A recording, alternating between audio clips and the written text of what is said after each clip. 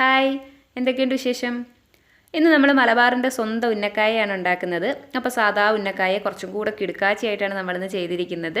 ഇതെങ്ങനെയാണെന്ന് അറിയാൻ വീഡിയോ ഫുള്ളായിട്ട് കാണണം. അതുപോലെ തന്നെ ഈ വീഡിയോ നിങ്ങൾക്ക് ഇഷ്ടമായാൽ ഇതുപോലെയുള്ള നല്ല നല്ല വീഡിയോസിനായിട്ട് എൻ്റെ ചാനൽ മറക്കാതെ സബ്സ്ക്രൈബ് ചെയ്യണം. കൂടാതെ തൊട്ടടുത്തുള്ള ആ ഒരു ബെല്ലൈക്കണിൽ ഓൾ കൂടി ക്ലിക്ക് ചെയ്താൽ മാത്രമേ ഞാനിടുന്ന എല്ലാ വീഡിയോസും നിങ്ങൾക്ക് കിട്ടുകയുള്ളൂ. ഇനി നമുക്ക് വീഡിയോയിലോട്ട് പോകാം. അപ്പോൾ ഞാനിവിടെ 3 ഏത്തപ്പഴം എടുത്തിട്ടുണ്ട്. അപ്പം ഒരുപാട് പഴുത്ത പഴവുമല്ല, അധികം പഴുക്കാത്ത പഴവുമല്ല. നമ്മൾ പുഴുങ്ങി എടുക്കുമ്പം നല്ല മാവ് പോലെ ഉടഞ്ഞ് കിട്ടുന്ന പരുവത്തിനുള്ള പഴം വേണം നമ്മൾ എടുക്കാൻ. അപ്പോൾ ആ തരത്തിൽ പഴുത്ത 3 ഏത്തപ്പഴം ഞാൻ എടുത്തിട്ടുണ്ട്. അപ്പോൾ ഈ ഒരു 3 ഏത്തപ്പഴം കൊണ്ട് നമുക്കൊരു 9 ഉന്നക്കായ വരെ ഉണ്ടാക്കാം. അത് പഴത്തിൻ്റെ വലുപ്പം അനുസരിച്ചിട്ടാണ്. അത്യാവശ്യം വലുപ്പമുള്ള പഴമാണെങ്കിൽ ഒരു പഴത്തിൽ നിന്ന് നമുക്ക് 3 ഉന്നക്കായ ഉണ്ടാക്കിയെടുക്കാം. അപ്പോൾ ഇതുപോലെ സൈഡൊക്കെ കട്ട് ചെയ്തിട്ട് നമ്മൾ 2 പീസായിട്ട് മുറിച്ച് അതൊന്ന് ആവി കയറ്റി വേവിച്ചെടുക്കാൻ പോവുകയാണ്. അപ്പോൾ ഒന്ന് കുറച്ച് നേരം ഒരു 10 മിനിറ്റ് ഒന്ന് അടച്ചു വെച്ചിട്ട് ഏത്തപ്പഴം നന്നായിട്ടൊന്ന് പുഴുങ്ങിയെടുക്കാം. അങ്ങനെ നമ്മുടെ ഏത്തപ്പഴം നന്നായിട്ട് പുഴുങ്ങി കിട്ടിയിട്ടുണ്ട്. ഇനി ഇത് തണുത്ത ശേഷം നമുക്കൊന്ന് തൊലി ഉരിച്ച് പീസാക്കി എടുക്കണം. നന്നായിട്ട് തണുത്തു. നമ്മൾ തൊലിയും നാരുമൊക്കെ കളഞ്ഞ് അതിൻ്റെ കുരുവൊക്കെ കളഞ്ഞിട്ട് ചെറിയ ചെറിയ പീസാക്കി എടുക്കുകയാണ്. അപ്പോൾ കുരു കളയണം എന്ന് നിർബന്ധമൊന്നുമില്ല, കുരുവോട് കൂടി വേണമെങ്കിലും എടുക്കാം. അപ്പോൾ ചെറിയ പീസാക്കി എടുത്തിട്ടുണ്ട്. ഇനി ഇത് നമുക്ക് നന്നായിട്ടൊന്ന് ഉടച്ചെടുക്കണം. അപ്പോൾ കൈ കൊണ്ട് വേണേലും ഉടച്ചെടുക്കാം. ഇതിപ്പോൾ കൈ കൊണ്ട് ഉടയ്ക്കുന്നില്ല, ഞാൻ മിക്സിയുടെ ജാറിലോട്ട് ഇട്ടിട്ട് ഒന്ന് അടിച്ചെടുക്കുകയാണ്. അപ്പോൾ നല്ലതുപോലെ ഒന്ന് അരഞ്ഞ് കിട്ടും. അപ്പോൾ നമ്മൾ ശരിക്കും നല്ല മാവ് പോലെ കുഴഞ്ഞ് കിട്ടുന്ന പഴമാണ് ഇതിന് വേണ്ടിയിട്ട് എടുക്കേണ്ടത്. ചില പഴം കുറച്ച് പശ പോലെ ഉണ്ടാകും. ഇപ്പോൾ എനിക്ക് ഈ പഴം ഞാൻ പുഴുങ്ങിയെടുത്തപ്പോൾ ചെറിയൊരു പശ പോലെ ഉണ്ടായിരുന്നു. അപ്പോൾ ഇതിനേക്കാളും നല്ല മാവ് പോലെ ഇരിക്കുന്ന പഴമാണ് നല്ലത്. ഇതിപ്പോൾ ജസ്റ്റ് കുഴയ്ക്കുന്നതിന് വേണ്ടിയിട്ട് ഞാൻ കയ്യിൽ കുറച്ച് എണ്ണ പുരട്ടിയിട്ട് നന്നായിട്ട് കൈ കൊണ്ട് ഒന്നുകൂടി ഒന്ന് കുഴച്ചെടുക്കുകയാണ്. അങ്ങനെ റെഡിയാക്കി വെച്ചിട്ടുണ്ട്. ഇനി നമുക്കിതിൻ്റെ ഫില്ലിങ് തയ്യാറാക്കി എടുക്കണം. അപ്പോൾ അതിനായിട്ട് ആദ്യം ഞാൻ കുറച്ച് ശർക്കര ഒന്ന് ഉരുക്കിയെടുക്കണം. ഒരു 1/2 കപ്പ് ശർക്കര എടുത്തിട്ട് കുറച്ച് വെള്ളവും കൂടി ഒഴിച്ചിട്ട് അതൊന്ന് ഉരുക്കിയെടുക്കുകയാണ്. അപ്പോൾ സാധാരണ നമ്മൾ ഉന്നക്കായ ഉണ്ടാക്കുമ്പം പഞ്ചസാര ഉപയോഗിച്ചിട്ടാണ് ചെയ്യുക. അതുപോലെ തേങ്ങയും അണ്ടിപ്പരിപ്പും മുന്തിരിയാണ് ഉപയോഗിക്കുന്നത്. ഇതിപ്പോൾ നമ്മൾ കുറച്ച് ഡിഫറൻ്റ് ആയിട്ട് ചെയ്യുകയാണ്, അതുകൊണ്ട് ശർക്കരയാണ് ഇപ്പോൾ ഉരുക്കിയെടുക്കുന്നത്. അങ്ങനെ ശർക്കര നല്ലതുപോലെ തിളച്ച് ഉരുകി കിട്ടിയിട്ടുണ്ട്. ഇനി നമുക്ക് തീ ഓഫ് ചെയ്തിട്ട് ഇതൊന്ന് അരിച്ചെടുത്ത് മാറ്റി വെക്കാം. ഇനി ഒരു പാൻ അടുപ്പത്ത് വെച്ചിട്ടുണ്ട്. നന്നായിട്ട് ചൂടായ പാനിലേക്ക് ഒരു 2 ടേബിൾ സ്പൂൺ നെയ്യ് ഒഴിച്ചു കൊടുത്തു. ഇനി ഇതിലേക്ക് നമുക്ക് കുറച്ച് അണ്ടിപ്പരിപ്പ് ഇട്ട് കൊടുക്കാം. അപ്പോൾ ചെറുതായിട്ട് ഞാൻ ഞുറുക്കി വെച്ചിരിക്കുകയാണ് അണ്ടിപ്പരിപ്പ്. വലിയ പീസായിട്ട് ഇടണ്ടാന്ന് വിചാരിച്ചിട്ട് ചെറിയ ചെറിയ പീസായിട്ട് ഞുറുക്കി എടുത്ത അണ്ടിപ്പരിപ്പാണ്. അപ്പോൾ അതൊന്ന് ചെറുതായിട്ട് കളർ മാറിയപ്പോൾ അതിലേക്ക് കുറച്ച് ഉണക്കമുന്തിരിങ്ങയും കൂടി ഇട്ട് കൊടുത്തു. ഇത് രണ്ടും കൂടി നന്നായിട്ടൊന്ന് മൂത്തിട്ട് നമുക്ക് കോരിയെടുക്കാം. അപ്പോൾ മുന്തിരിങ്ങയൊക്കെ നന്നായിട്ട് വീർത്ത് വന്നിട്ടുണ്ട്. ഇനി നമുക്കിത് ഒരു പാത്രത്തിലോട്ട് കോരി മാറ്റാം.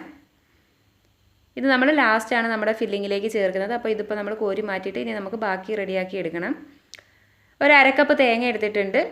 തേങ്ങ ഈ നെയ്യിൽ തന്നെ ഇട്ടിട്ട് നമുക്കൊന്ന് റോസ്റ്റ് ചെയ്തെടുക്കാം. ഒരുപാട് അങ്ങ് ബ്രൗൺ നിറമൊന്നും ആകണ്ട. അതിൻ്റെ വെള്ളമൊക്കെ ഒന്ന് വലിഞ്ഞ് ഒരു പച്ച ചുവയൊന്ന് മാറിയാൽ മതി.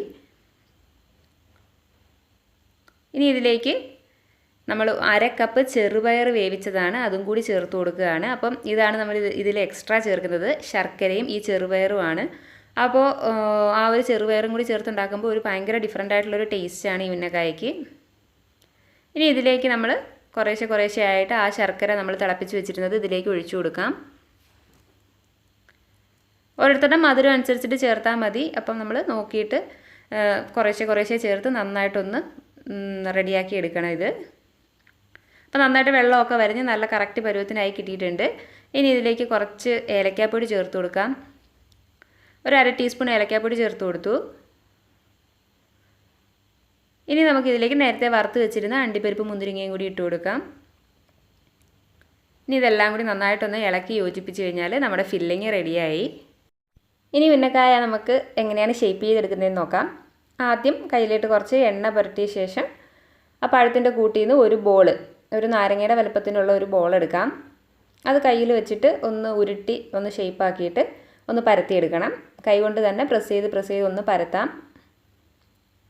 ഒരുപാട് അങ്ങ് തിന്നായിട്ട് പരത്തണ്ട, ഇതുപോലെ ഈ ഒരു തിക്നെസ്സിൽ പരത്തിയെടുത്താൽ മതി. ഇനി ഇതിൻ്റെ ഉള്ളിലേക്ക് നമ്മൾ റെഡിയാക്കി വെച്ചിരിക്കുന്ന ഫില്ലിങ് നിറച്ചു കൊടുക്കാം. അപ്പോൾ ഒരു സ്പൂണൊക്കെ തന്നെ വെച്ചാൽ മതിയായിരിക്കും. ഓവറായിട്ട് ഫില്ലിങ് ആയി കഴിഞ്ഞാൽ നമ്മളിത് റോൾ ചെയ്തെടുക്കുമ്പോൾ പൊട്ടിപ്പോവും.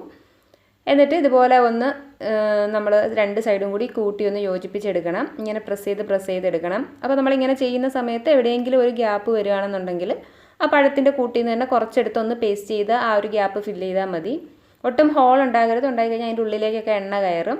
എന്നിട്ട് നമുക്ക് ഇതുപോലെ ഷേപ്പ് ചെയ്തെടുക്കാം. അപ്പോൾ ഈ ഒരു ഷേപ്പിലാണ് സാധാരണ എല്ലാവരും ഉന്നക്കായ ഉണ്ടാക്കാറ്. ഞാൻ കുറച്ചും കൂടി ഒന്ന് ഷേപ്പ് ചെയ്തിട്ട് രണ്ട് സൈഡൊക്കെ ഒന്നും കൂടി ഒന്ന് പ്രസ് ചെയ്ത് അകത്തോട്ടാക്കി വെച്ച് കൊടുത്തു. അപ്പോൾ ഇതാണ് എൻ്റെ ഉന്നക്കായയുടെ ഷേപ്പ്. നമ്മളെല്ലാം റെഡിയാക്കി എടുത്തിട്ടുണ്ട്. ഇനി നമുക്കിത് ഫ്രൈ ചെയ്തെടുക്കണം.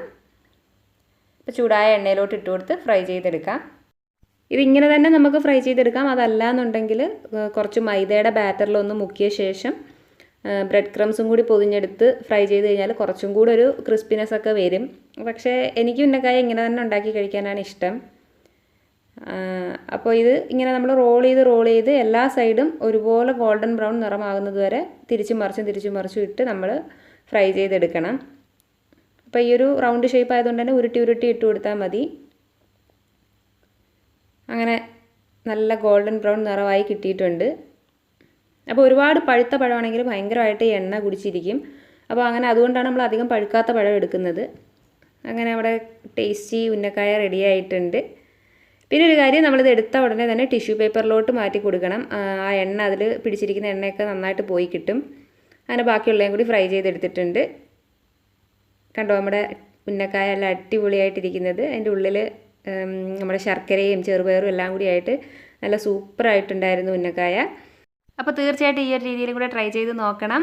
എൻ്റെ ഇന്നത്തെ വീഡിയോ ഇഷ്ടമായെങ്കിൽ ലൈക്കും കമൻറ്റും ഒന്നും ചെയ്യാൻ മറക്കരുത്. വേറൊരു വീഡിയോയുമായിട്ട് വീണ്ടും കാണാം. അതുവരെ ബൈ ആൻഡ് ടേക്ക് കെയർ.